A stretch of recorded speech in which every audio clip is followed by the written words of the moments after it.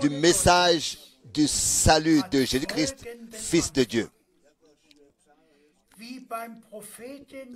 Selon ce qui est écrit dans Ésaïe le prophète. Voici, j'envoie devant toi mon messager qui préparera ton chemin. C'est la voix de celui qui crie dans le désert. Préparez le chemin du Seigneur, aplanissez ses sentiers. Prions. Père céleste, nous te remercions pour ces possibilités que nous avons maintenant d'écouter ta parole. Nous te demandons la conduite de ton esprit et ta bénédiction. Bénis tous ceux qui maintenant écoutent ta parole. Dans le saint nom de Jésus. Amen. Bien-aimés frères et sœurs, je vous salue tous aussi très très fraternellement. C'est un jour particulier pour moi et pour nous tous. Le vendredi de Pâques est le jour très particulier qui nous rappelle l'œuvre accomplie de la rédemption.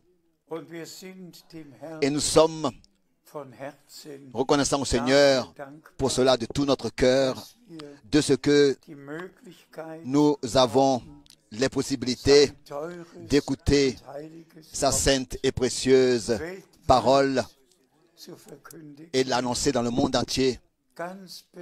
Très particulièrement,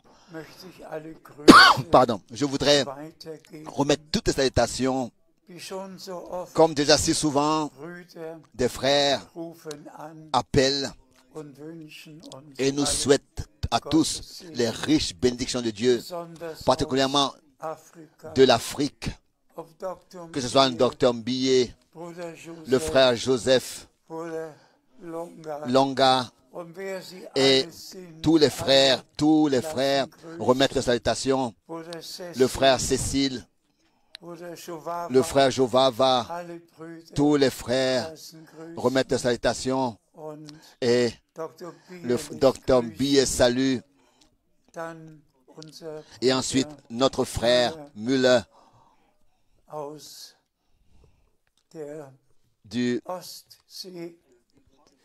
de la mer du Nord. Je peux un peu sourire en mentionnant cela. Et ensuite, nous avons toutes les salutations de la Suisse, de l'Autriche, et ici particulièrement du frère Joseph Müller et tous ceux qui sont autour de lui, du frère Ossar. Oui, on pourrait continuer, le frère Baumgartner, tous nous remettent leurs salutations très, très fraternelles. Et nous pouvons à chaque fois nouvellement le répéter. Dieu nous a donné la grâce d'avoir reçu la connexion à ce qui appartient à la perfection. Et nous avons dans la parole d'introduction lu le commencement du message du salut de Jésus-Christ, Fils de Dieu. Et c'est ainsi que les deux prophéties de l'Ancien Testament sont citées et écrites. Bien-aimés frères et bien-aimées sœurs, aussi certains, aussi sûrement que Dieu a mené à bien le début du Nouveau Testament selon l'accomplissement des prophéties bibliques qui étaient destinées à la première venue du Christ. C'est ainsi qu'un total de 109 prophéties ont été accomplies lors de la première venue de Christ, dont 24 de ces 109 du vendredi saint au dimanche de Pâques ont été accomplis. Et nous sommes simplement reconnaissants pour l'Ancien et le Nouveau Testament, reconnaissants pour l'orientation biblique et, disons-le encore une fois, aussi certain, de même que le Nouveau Testament a pris son cours, comme il a été annoncé dans la prophétie biblique. De même, le Nouveau Testament, oui, ce qui doit arriver dans le Nouveau Testament suit son cours et s'achève exactement comme cela a été annoncé dans les Saintes Écritures. Et cette fois, dans l'Ancien et le Nouveau Testament, tel que cela a été annoncé à l'avance. Aujourd'hui, nous n'aborderons pas les questions politiques. En ce vendredi saint, vendredi de Pâques, nous voulons nous consacrer à ce sujet. Extérieurement, on pourrait dire beaucoup de choses, aussi surtout ce qui concerne le nouveau livre du pape, qui veut voir un nouvel ordre mondial. Absolument. Oui. Oui, il voit même venir cet ordre mondial. Et j'ai pensé à ce qui s'est passé en 1776 aux États-Unis. Un nouvel ordre mondial devrait être créé. Mais maintenant, il va arriver. J'ai apporté un billet d'1 $. Voici au dos la pyramide avec l'œil et aussi l'inscription, le nouvel ordre mondial. À l'époque, elle s'appliquait seulement aux États-Unis. Maintenant, elle s'appliquera au monde entier. Mais nous n'allons pas entrer dans ce sujet maintenant.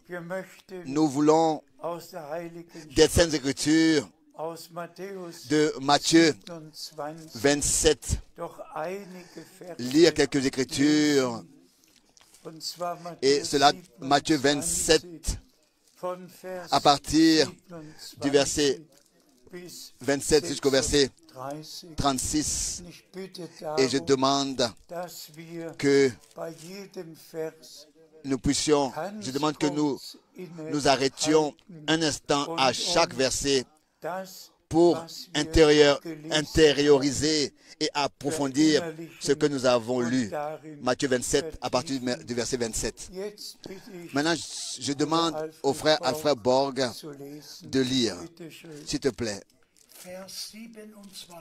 Verset 27. Les soldats du gouverneur conduisirent Jésus dans le prétoire et ils assemblèrent autour de lui toute la cohorte. Ils lui ôtèrent ses vêtements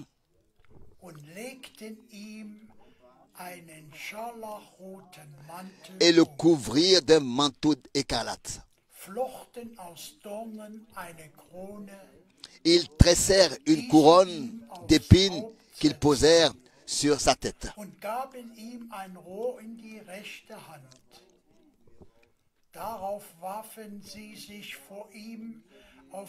Et ils lui mirent un roseau dans la main droite, puis s'agenouillant devant lui, il le raillait en disant « Salut, roi des Juifs ». Et ils crachaient contre lui, prenaient le roseau et frappaient sur sa tête. Après s'être ainsi moqué de lui, ils lui ôtèrent le manteau, lui remirent ses vêtements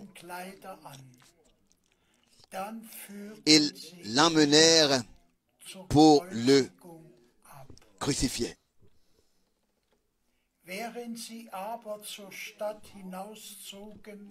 Lorsqu'ils sortirent, ils rencontrèrent un homme de Cyrénée, appelé Simon, et ils le forcèrent à porter la croix de Jésus. Arrivés au lieu nommé Golgotha, ce qui signifie lieu de crâne, ils lui donnèrent à boire du vin mêlé de fiel. Mais quand il l'eut goûté, il ne voulut pas boire. Après l'avoir crucifié, ils se partagèrent ses vêtements en disant, en tirant au sort, afin que s'accomplisse ce qui avait été annoncé par le prophète. Puis ils s'assirent, mes vêtements ils ont tiré, puis ils s'assirent et le regardaient. Et le regardèrent, jusqu'au verset 36. Chers frères et sœurs, tous ceux qui ont fait l'expérience d'une véritable conversion ont versé des larmes de douleur, de repentance, en pensant à ça. Il est simplement nécessaire que nous lisions ce que notre Seigneur et Sauveur a pris sur lui-même. Combien de honte et de moquerie il a porté. Ils lui ont posé la couronne d'épines, mis le manteau de pourpre, le roseau qu'il a tenu dans sa main, le bâton, et comme il a été blasphémé et moqué. Comment est-ce qu'on s'est moqué de lui, et tout cela est arrivé pour nous. Il a pris sur lui toute notre honte, notre déshonneur, nos fautes et nos péchés, tout. Et il a entrepris le chemin à la croix pour nous racheter, pour nous réconcilier avec Dieu et pour nous donner la position de fils et de filles, pour faire des enfants d'hommes, des enfants de Dieu. Au Seigneur soit la reconnaissance pour sa grâce et pour son amour qui ont été manifestés, révélés sur la croix à Golgotha. Et comme je l'ai dit maintes et maintes fois, ces derniers temps, le salut est fondé dans l'amour. Et tous les rachetés sont aussi fondés dans l'amour, car Dieu a tant aimé le monde. Et tous les rachetés portent avec eux et en eux le pardon, la réconciliation, la grâce et le salut. Nous sommes morts avec Christ et avons été crucifiés avec lui. Nous avons été enterrés avec lui et ressuscités avec lui pour une nouvelle vie, la vie éternelle. Nous voulons encore lire 2 versets. Le premier dans... Oui, peut-être prenons simplement Marc, chapitre 15. Marc, chapitre 15, à partir du verset 17 jusqu'au verset 20. Et ils le revêtirent de pourpre et posèrent sur sa tête une couronne d'épines qu'ils avaient tressée. Puis ils se mirent à le saluer. Salut, roi des Juifs. Et ils lui frappaient la tête avec un roseau, crachaient sur lui, et fléchissant les genoux, ils se prosternaient devant lui. Après s'être ainsi moqué de lui, ils lui ôtèrent la pourpre, lui remirent ses vêtements et l'amenèrent pour le crucifier hors de la ville, en allemand, hors de la ville. Et nous l'avons dit que notre Seigneur et Rédempteur et Sauveur a fait tout le chemin jusqu'à la croix. C'est pour nous qu'il a fait. Et nous voulons aussi porter l'opprobre du Christ, et cela avec un cœur reconnaissant. Nous aussi, nous ne sommes pas honorés, nous sommes persécutés, nous sommes injuriés, nous sommes méprisés, mais nous nous réjouissons d'appartenir au Seigneur. Lisons encore 2 Écritures, l'un dans Éphésiens, chapitre 1, verset 7.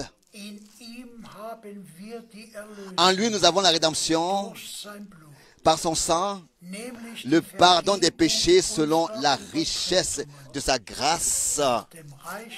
Et dans Romains 1, verset 16. Car je n'ai point honte du message du salut. Romains 1, verset 16. C'est la puissance de Dieu pour le salut de quiconque croit. Loué et exalté soit le Seigneur.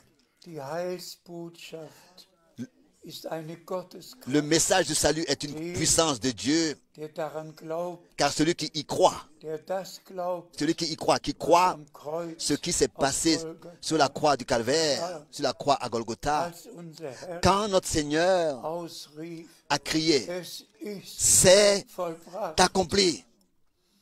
Le rideau, le voile s'est déchiré. Le chemin du lieu très saint est désormais frayé. Et nous sommes, par la grâce, rachetés, délivrés et réconciliés avec Dieu et unis à lui. Lisons encore une fois dans Romains, chapitre 1, Romains, chapitre 1, verset 16. Romains chapitre 1, verset 16. Car je n'ai point honte du message du salut. C'est la puissance de Dieu pour le salut de quiconque croit. Du juif premièrement, puis du grec. Parce qu'en lui est révélée la justice de Dieu par la foi et pour la foi. Selon qu'il est écrit, le juste vivra par la foi. Au Seigneur soit la reconnaissance et encore une fois la reconnaissance. Venons maintenant au commencement. L'évangile de Jésus-Christ, le message du salut a eu un tel commencement. Comme dans le prophète Ésaïe, au chapitre 40, verset 3, comme dans Malachie, chapitre 3, verset 1, tel que c'est écrit dans ces deux, chapitres et tel que c'est encore écrit.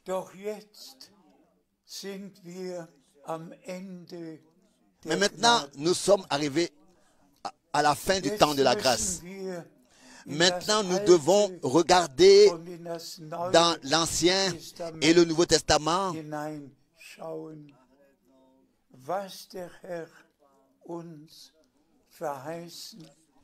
et regarder ce que le Seigneur nous a promis et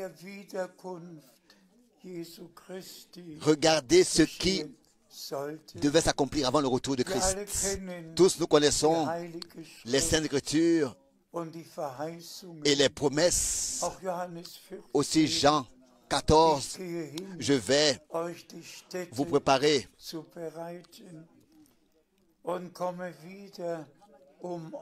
une place, et lorsque je m'en serai allé et que je vous en aurai préparé une place, et que je vous aurai préparé une place, je reviendrai et je vous prendrai avec moi afin que là où je suis, vous y soyez aussi. Cette promesse-là, les croyants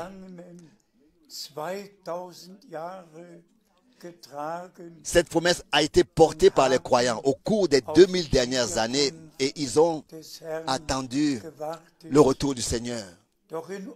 Mais dans notre époque, dans notre temps, c'est ainsi que nous pouvons le dire, que ce que le Seigneur a prédit se réalise, que ce soit pour Israël ou pour ce qui se passerait sur la terre en général. Famine, peste, disette, perplexité, changement climatique, tout cela devait arriver et tout cela arrive sous nos yeux. Et aucun d'entre nous ne connaît la suite. Ils sont tous désemparés car une telle situation ne s'est jamais produite auparavant. Mais venons à notre sujet, c'est-à-dire venons au sujet du retour de Jésus-Christ, notre Seigneur. Et là, nous devons dire que Dieu veille, que Dieu a veillé sur sa parole. Et lorsque le temps fut accompli et que l'appel devait être apporté et que le message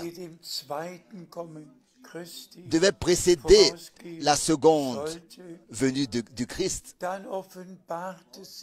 c'est alors que le Seigneur fidèle se révéla à nouveau dans la nuée et la colonne de feu comme au temps de Moïse et d'Israël, comme dans l'expérience puissante que Paul a eue sur la route de Damas. Il a vu la lumière surnaturelle qui était plus brillante que le soleil à midi et a demandé « Qui es-tu, Seigneur ?» Et la réponse était « Je suis Jésus que tu persécutes. » Dans cette nuée de lumière, le Seigneur s'est aussi fait connaître à notre bien-aimé frère Branham. des milliers de personnes, oui, ils sont estimés à 3000, étaient présentes lorsque cette lumière surnaturelle est descendue visiblement le 11 juin 1933, alors que l'homme de Dieu baptisait dans la rivière l'Ohio et qu'il était sur le point de baptiser la 17e personne, un frère. C'est alors que cette lumière surnaturelle est venue sur frère Branham avec un rugissement et la voix a retenti. Tel que Jean-Baptiste a été envoyé comme précurseur de la première venue de Christ, c'est ainsi que tu seras envoyé avec un message qui sera précurseur du retour de Christ. Et bien aimés frères et sœurs, Dieu m'a accordé la grâce de connaître cet homme particulièrement, personnellement, et de rencontrer des gens qui avaient été présents depuis le commencement. Sans ici entrer dans les détails de ces choses, laissez-moi aussi mentionner le 2 avril 1962.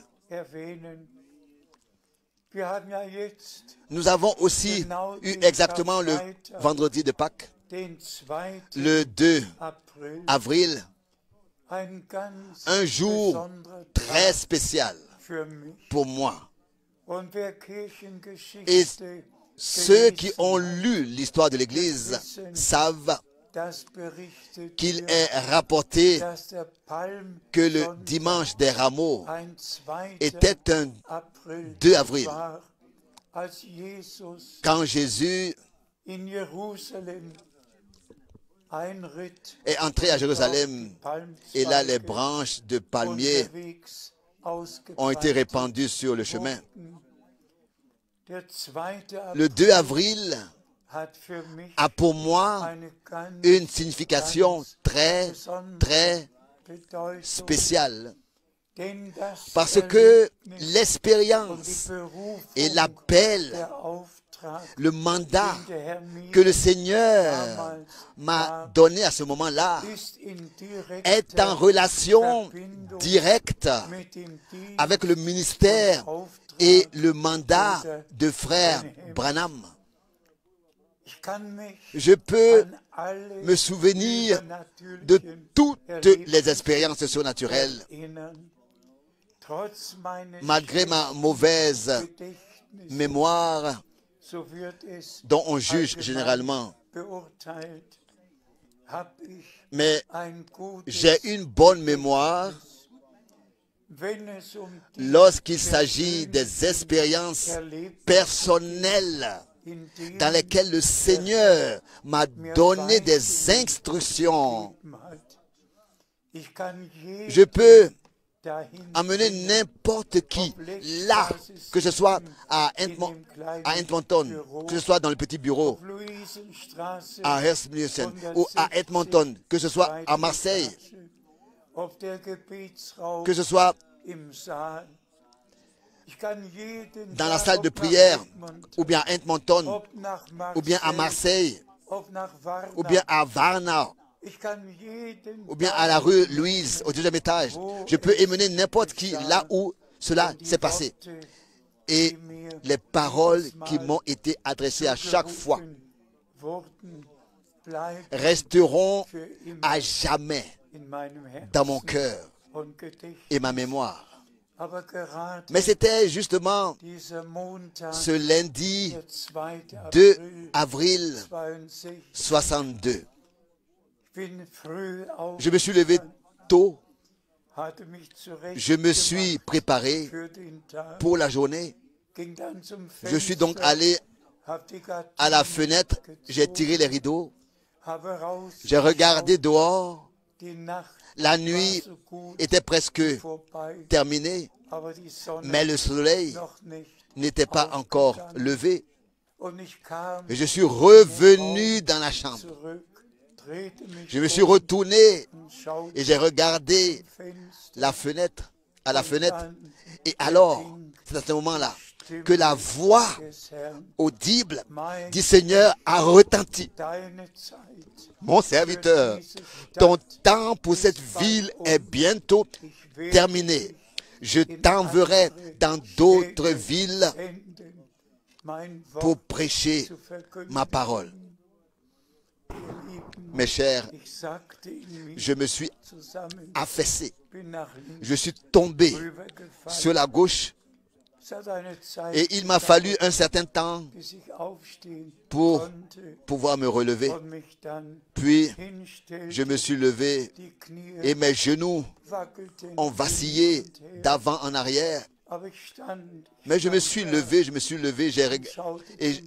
et j'ai regardé à la fenêtre et j'ai dit, Seigneur, ils ne m'écouteront pas. Ils ont tout en abondance et ne sont pas prêts à écouter. Je venais à peine de terminer ma phrase que la parole du Seigneur a retenti pour la deuxième fois. Mon serviteur, le temps arrive où ils t'écouteront. Faites des réserves de nourriture et de provisions, car une grande famine s'annonce.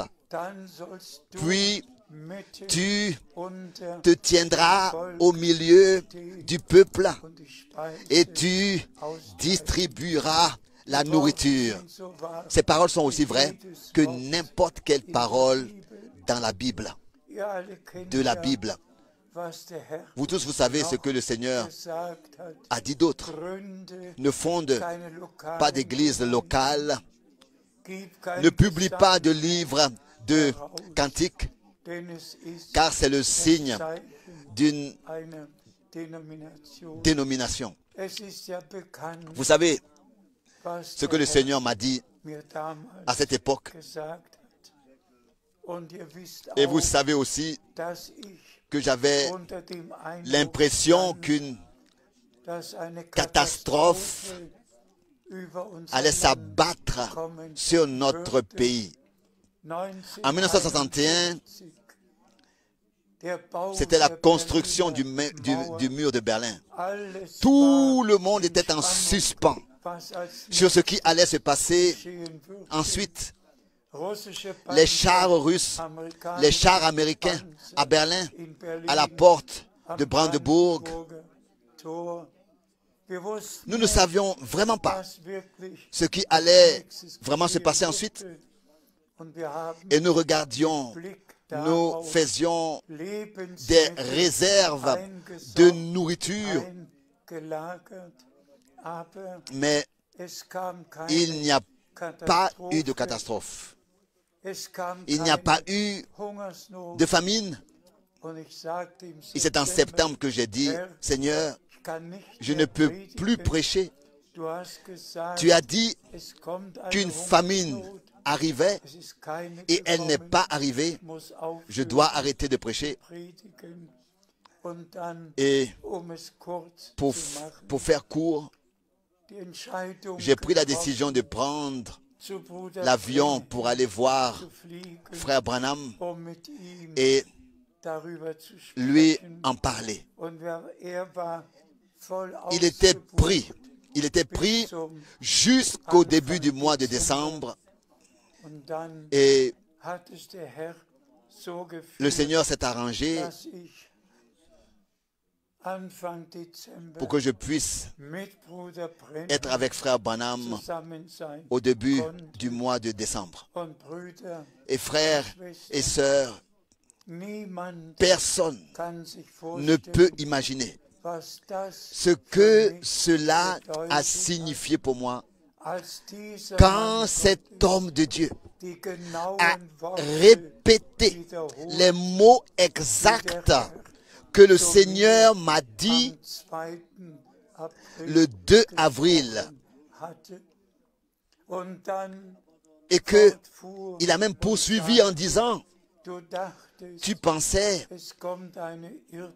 qu'il y aurait un désastre terrestre à venir, une famine terrestre, et vous vous êtes stocké de la nourriture terrestre, de la nourriture naturelle. Mais Dieu va envoyer une famine pour entendre ces paroles, comme il est écrit dans le prophète Amos.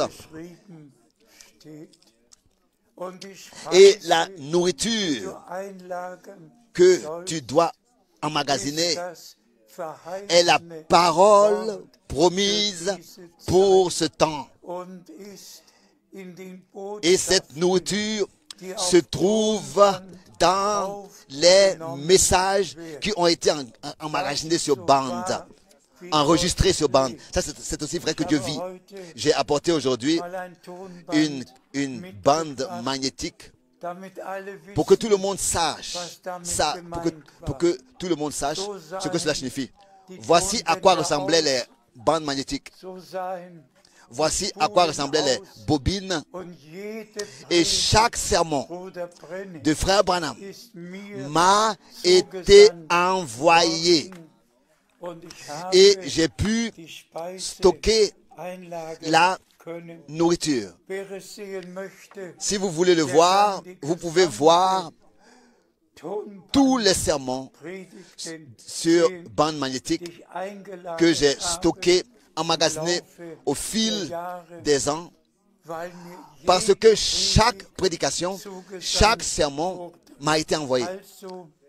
Donc, résumons donc, le 2 avril 1962 a la même signification pour moi que l'appel de Moïse lui-même pour son mandat, pour l'appel de Josué pour son mandat, pour l'appel de frère Branham pour son mandat, car c'est le même Seigneur qui a prononcé l'appel, qui a prononcé l'envoi, la commission, et j'ai dû écrire dans ma première lettre circulaire en 1966, j'ai dû écrire à la fin, agissant de la part de Dieu. Ce qui se passe maintenant, frères et sœurs bien-aimés, se passe sous le mandat direct de Dieu. Tout comme William Branham a été mandaté par Dieu pour apporter le message divin, et disons aussi, frères et sœurs bien-aimés, cela incluait vraiment tout. Toute la prophétie biblique, tout l'enseignement biblique, tout faisait partie du message divin concernant la divinité, les sujets sur le baptême, sur la Sainte Seine, le souper. Fondamentalement, tous les thèmes bibliques devaient être et étaient aussi traités. Et vous connaissez toute la représentation, n'est-ce pas, de la Trinité. Les uns l'ont représenté comme ça, les autres différemment. Ici, la pyramide, Père, Fils, Saint-Esprit, ils ont tous eu leur représentation parce qu'ils croient que Dieu, d'éternité en éternité, est constitué de trois personnes en tant que Père, Fils et Saint-Esprit. Et cela est le plus grand mensonge qui existe. Il n'y a qu'un seul Dieu d'éternité en éternité, un seul Dieu unique. Et ce Dieu unique, constitué d'une seule personne, afin de réaliser son propre plan de salut. Ce Dieu unique s'est révélé s'est révélé au ciel comme notre Père et dans son Fils, seul engendré de lui, et ensuite dans l'Église, le même Dieu par le Saint-Esprit. Dieu au-dessus de nous, Dieu parmi nous, et Dieu en nous, un et le seul même Dieu. Différentes révélations qui appartiennent au dessein du salut de Dieu. Et pour cela aussi, nous sommes reconnaissants. Pensez à ce qui a été fait avec la formule de la Trinité.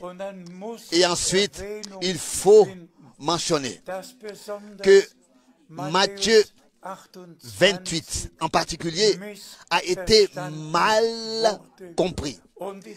Et les traducteurs trinitaires n'ont pas traduit correctement. Ils ont simplement traduit et baptisé au nom du Père, du Fils et du Saint-Esprit. Dans le texte original, il est écrit et baptisé les dans le nom du Père. Pas au nom, mais dans le nom. Et dans le nom du Père, du Fils et du Saint-Esprit. Le baptême est une immersion, est immergé, baptisimo. Donc, dans le baptême, nous sommes baptisés dans ce nom unique dans lequel Dieu s'est révélé en tant que Père, dans le Fils et ensuite par le Saint-Esprit. C'est dans ce nom-là que nous sommes baptisés. Et c'est peut-être raison que ce soit Actes des Apôtres chapitre 2, Actes des Apôtres chapitre 8, Actes des Apôtres chapitre 10, Actes des Apôtres chapitre 19, tous ont été baptisés au nom du Seigneur Jésus-Christ. Car c'est le nom de l'alliance dans le Nouveau Testament de l'Éternel Dieu. Pensez un peu à cela. Un vrai catholique doit prendre ces trois doigts ensemble, le pouce et les deux premiers doigts. Il doit donc ici avoir une trinité dans sa main, tenir une trinité dans sa main, et ensuite se bénir et faire le signe de croix au nom du Père, du Fils et du Saint-Esprit. Pensez un peu à cela. Quelle tromperie et égarement a eu lieu. Cela crie au ciel. Et Dieu, à la fin du temps de la grâce, a fait en sorte que toutes les vérités bibliques nouvellement soient placées sur le chandelier et que nous puissions les transmettre. Et Dieu a pris soin de ce que maintenant le monde entier écoute et suit et peut suivre et peut écouter. Pensez à ce que tout est fait dans la formule trinitaire, des discussions, des divinations, tout est fait dans la formule trinitaire, tout au nom du Père, du Fils et du Saint-Esprit. Mais pas une unique fois, cette formule a été employée dans l'Église du Dieu vivant. Pas une seule fois. Et je suis reconnaissant au Seigneur de ce que il m'a accordé sa grâce de reconnaître tout cela et pour donner les choses bibliquement. Et disons-le encore une fois, Dieu a envoyé frère Branham, confirmé frère Branham, 1000 fois confirmé frère Branham. Oui, il y a quelqu'un qui a même compté 1500 fois. Frère Branham devrait avoir, durant toutes ces années, prononcé le « Ainsi dit le Seigneur ». Ainsi dit le Seigneur. Dieu, en vision, lui a montré, particulièrement quand il priait pour les malades, qui ils sont, d'où ils viennent, quelle maladie ils ont, le même ministère que notre Seigneur lui-même autrefois avait. Ce même ministère dans nos jours, sous mes yeux, s'est répété. Pendant 10 ans, j'ai pu avoir l'occasion de vivre le ministère de frère Branham, que ce soit en Europe, que ce soit aux États-Unis. Je suis, par la grâce de Dieu, un témoin oculaire, un témoin auriculaire. Au Seigneur, soit la reconnaissance pour cela. Bien-aimés frères et sœurs, mais est-ce que vous pouvez ressentir quelle responsabilité j'ai devant Dieu? Et depuis le retour à la maison de frère Branham, je n'ai rien fait d'autre que de porter le message pur et saint sur toute la terre, dans toute la terre. Et maintenant, nous avons l'occasion d'avoir le monde entier connecté. Et si je parlerais maintenant à Krefeld, à Zurich, ou à Salzbourg, ou Paris, ou Londres, le monde entier écoute. Et bien, mes frères et sœurs, je vous demande, reconnaissez le jour et le message. Dieu, le Seigneur, qu'il puisse ouvrir vos yeux. Il ne s'agit pas de frère Frank, il ne s'agit pas de frère Branham, il ne s'agit pas de Paul. Il s'agit du dessein du salut de notre Dieu avec l'Église rachetée. Et le Seigneur a établi des ministères dans l'Église, apôtres, prophètes, bergers, docteurs, évangélistes. Et Dieu a fait en sorte que par le ministère de frère Branham, la partie de l'évangile, de la prophétie, ont été particulièrement éclaircies. Dieu m'a accordé la grâce de souligner particulièrement le domaine de l'évangile et de l'enseignement et d'inclure aussi toute la prophétie biblique. Une parole adressée à tous les frères dans le service. S'il vous plaît, ayez de la compréhension de ce que veuillez comprendre ce que je fais avec les déclarations de frère Branham qui n'étaient parfois pas exprimées jusqu'au bout. Et là, il faut, avec cette déclaration qui n'est pas achevée, prendre la suivante ensemble avec la première pour la comprendre la première déclaration avec précision. Mais maintenant, il ne s'agit plus de citations de frère Branham qui sont difficiles à comprendre pour ensuite en faire des propres explications et interprétations. Maintenant, il s'agit que l'épouse parole n'ait réellement aucune part à une seule et unique interprétation.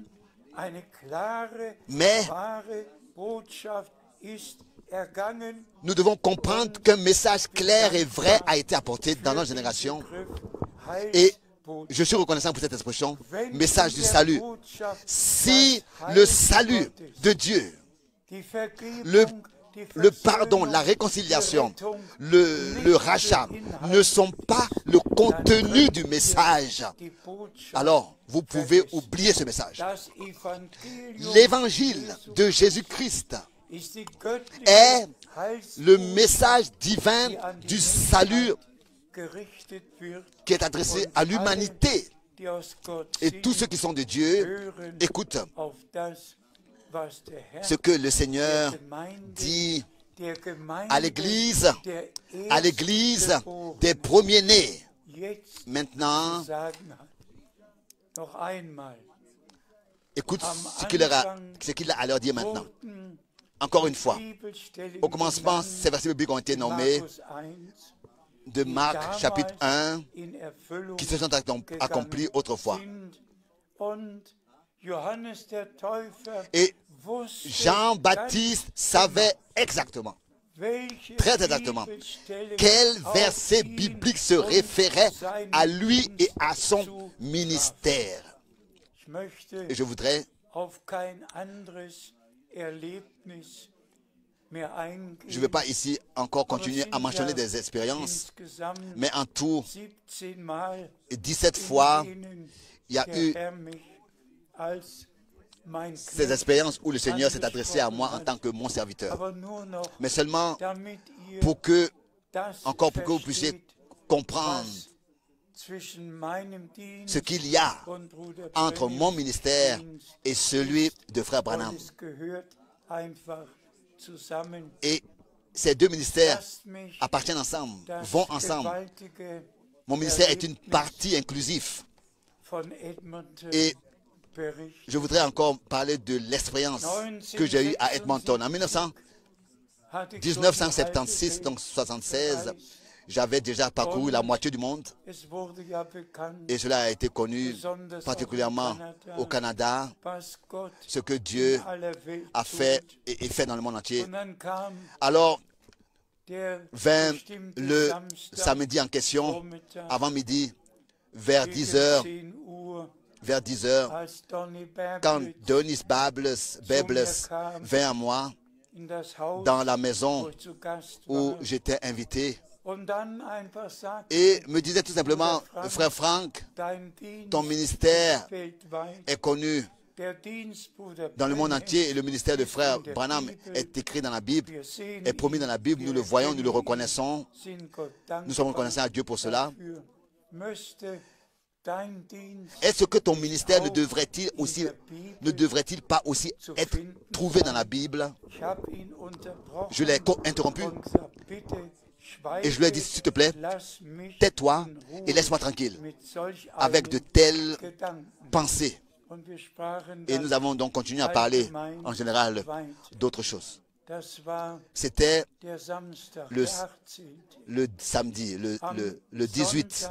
Donc dimanche, non pardon, oui, dimanche matin, très tôt. Oui, frères et sœurs. Et maintenant encore, j'étais aussi habillé, préparé. Je me suis assis dans la chambre et j'attendais si j'entendrais quelqu'un dans la maison qui serait déjà réveillé.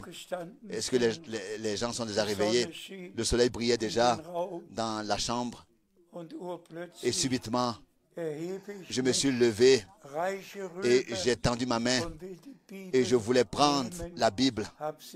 Je l'ai prise aussi.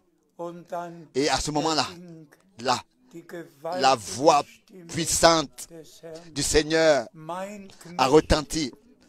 Mon serviteur, je t'ai déterminé selon Matthieu 24 du verset 45 au verset 47 à distribuer la nourriture au temps convenable. Les paroles sont aussi vraies que Dieu vit. Aussi les versets ont été nommés aussi vrais que Dieu vit. Et vous pouvez vous imaginer ce qui s'est passé en moi ce qui se passait en moi. J'ai bien sûr relu les versets. Je me suis mis à genoux et j'ai remercié le Seigneur de ce que il est plein de grâce et m'a donné cet ordre. Auparavant, nous avions parlé de ce que la nourriture doit être stockée, doit être emmagasinée, et que frère Branham m'avait dit le 3 décembre 1962 que la nourriture que tu dois emmagasiner est la parole promise pour ce temps, et elle est enregistrée sur les bandes magnétiques, la nourriture que tu dois emmagasiner. Et maintenant, l'ordre a suivi que cette nourriture emmagasinée doit être distribuée. Et bien, mes frères et sœurs, dans le dernier sceau, dans le 7e sceau, frère Branham dit, maintenant, la nourriture est emmagasinée. Maintenant, la nourriture est emmagasinée. Quand je pense, comme de manière merveilleuse, le Seigneur a conduit toutes choses, pas à pas. Je n'ai rien fait pour cela. En 1958, rien fait pour cela. En 1960, rien fait pour cela. En 1962, rien fait pour cela. Et aussi plus tard, le Seigneur lui-même a lui-même conduit les choses ainsi. Et c'est peut-être raison que nous sommes simplement reconnaissants de ce que ici, à la fin du temps de la grâce, s'accomplit que Dieu, le Seigneur, a envoyé son serviteur, le prophète, pour révéler la parole, révéler et placer sur le chandelier les vérités bibliques. Les vérités bibliques, car l'homme ne vivra pas de pain seulement, mais de toute parole qui sortent de la bouche du Seigneur, qui sont sortis de la bouche du Seigneur. Et que maintenant, nous voyons cette fin. Et mes bien-aimés frères et sœurs, la partie, le temps le plus important dans l'histoire du salut divin est maintenant. Et la partie la plus importante dans l'histoire du salut divin est maintenant. La partie la plus importante dans l'histoire du salut et dans l'histoire de l'humanité. Et c'est ainsi que tous ceux qui sont de Dieu reconnaîtront et accepteront et recevront ce que le Seigneur a dit. Car il est écrit, si j'envoie quelqu'un et que vous le recevez, celui qui le reçoit me reçoit. Et celui qui me reçoit, reçoit celui qui m'a envoyé. Je n'ai pas besoin de me proposer à quelqu'un, de me recommander. Mais il y a une chose que je sais, c'est que Dieu fait toutes choses selon son plan. Et que nous sommes une partie de ce plan divin du salut. Et que dans cette toute dernière partie de son dessein, nous vivrons par sa grâce la perfection. Soyez bénis avec la bénédiction du Dieu vivant, que le vendredi de Pâques soit le jour particulier avec nous tous. Toute l'année, qu'il reste le jour le plus particulier pour nous toute l'année. Aussi la résurrection, la puissance de la résurrection, qu'elle puisse nous accompagner. Nous sommes reconnaissants au Seigneur pour les émissions live en direct. Nous sommes reconnaissants. Bien-aimés frères et sœurs, bien-aimés frères dans le ministère, soyez bénis de la bénédiction du Dieu Tout-Puissant et n'ajoutez rien au témoignage clos des Saintes Écritures. N'ajoutez rien et ne retranchez rien. Prêchez tout le dessein du salut de Dieu tel que il nous a été transmis dans les Saintes Écritures. Soyez bénis au nom de Jésus-Christ, notre Seigneur. Amen.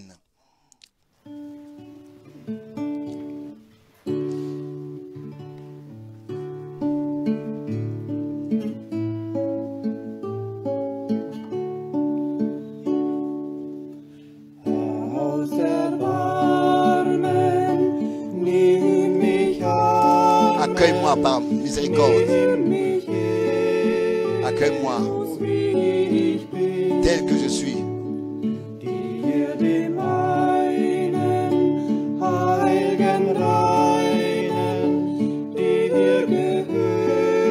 À toi,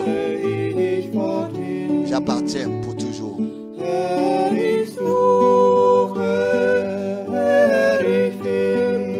Seigneur, je trouve mon repos qu'en toi.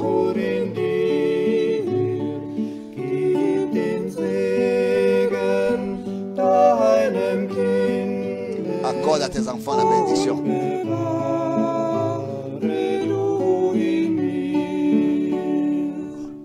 Et conserve-moi en toi.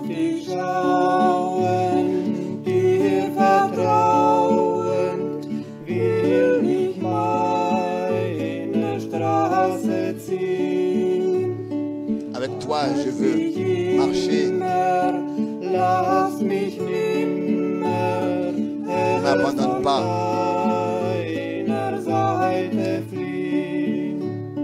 Il ne permet pas que je m'éloigne de toi. En toi, et en toi seul, je trouve mon repos.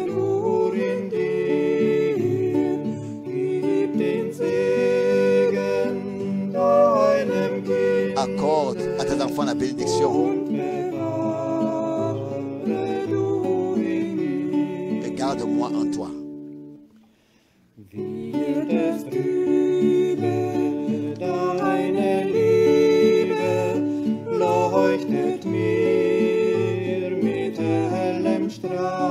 Ton amour brille de toute sa clarté. Ta vérité et ta clarté me conduit par l'obscurité. Seigneur, c'est en toi seul que je trouve le repos.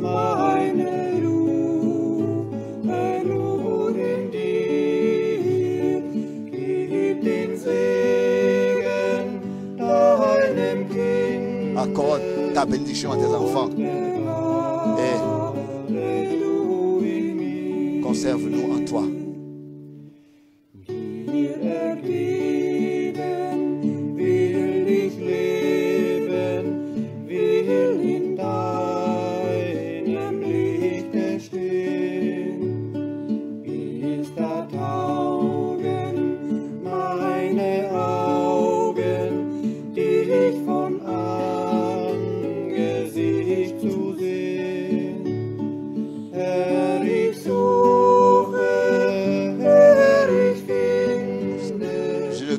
Je trouve mon repos qu'en toi.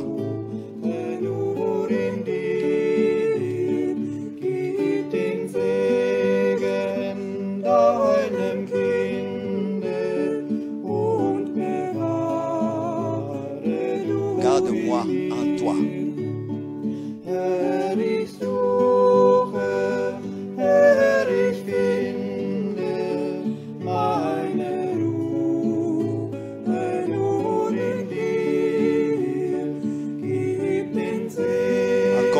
Ta bénédiction à tes enfants.